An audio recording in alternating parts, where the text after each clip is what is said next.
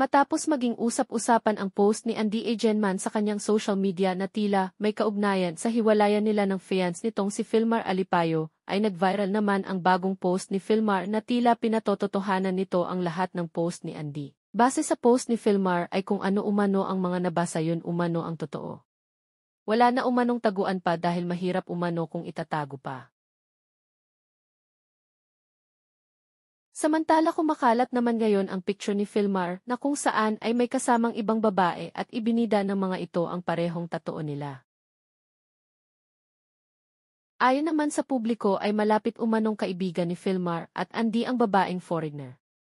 Gayunpaman ay hindi pa din ito nakaligtas sa mga netizens dahil kabilang ang babaeng ito sa pinaghihinalaan ng mga netizens na di umano'y posibleng siya ang tinutukoy na ahas ni Andy sa kanyang post.